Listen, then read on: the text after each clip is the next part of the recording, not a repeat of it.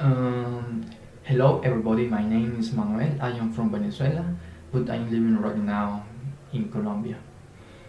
My native language is Spanish. You can hear this language in many countries in Latin America. You can also find Portuguese in Brazil, for example. But I think that in most countries it's more common Spanish. The difference and the things that we have in common, talking about the language. I think that the first thing that we have in common with English is the alphabet. The alphabet is very similar. I think we have only one more letter, the letter ñ. So this letter ñ, you can find this letter in words like niño in Spanish, and in English would be something like kid or boy. We can also find this word in words like España. In English would be Spain. Español in English would be Spanish. Piña is a fruit. Sorry.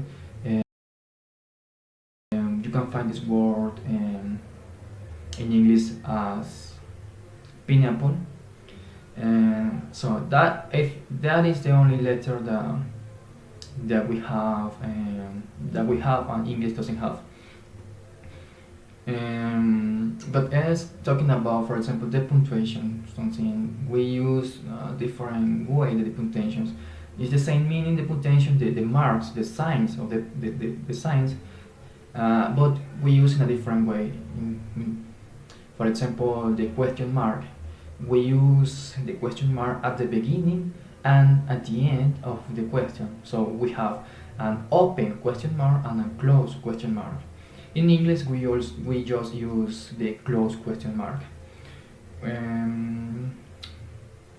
Another thing that we have, another difference is that the pronunciation. We have a kind of institution that says how to pronounce each word in Spanish, but this kind of institution, or we don't have anything like this in English.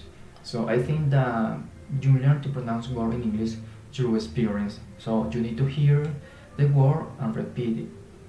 But in Spanish, you can study some rules, specific rules about how to pronounce each word, how to pronounce each, let's say, the combination of letters, and so you can just seeing the word, you can be able to, or you will be able to pronounce the word correctly. But in English, it's really different. I think that is a process of experience. For example, the letter A, that in Spanish would be A. I think that in English there are like something like 8 ways to pronounce the letter A. In Spanish, we just have one. This is A. So in Spanish, for example, for me it's really hard because sometimes when I am reading the word in English, I tend to produce the sounds as in Spanish, as you do in Spanish. So it's a process of experience. I think that I think that is the most common practice. Hear or listen a lot of English to really understand how the words are pronounced properly, because it changes depending on the words that we have together in English. Some letters can drop, so some sounds can be mixed or can be pronounced together. So I think the most difficult part for Spanish people, or for people which speak Spanish, is the pronunciation part. Uh, I won't speak about the grammar thing because I am not an expert in grammar. Yes, there are more difference, I think, than things in common. To finish this video, I will repeat the same my presentation in Spanish, so you can have an idea about how Spanish sounds.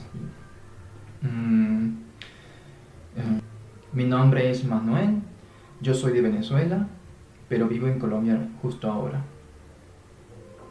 So thank you for hearing me and have a good night, good afternoon, or good morning.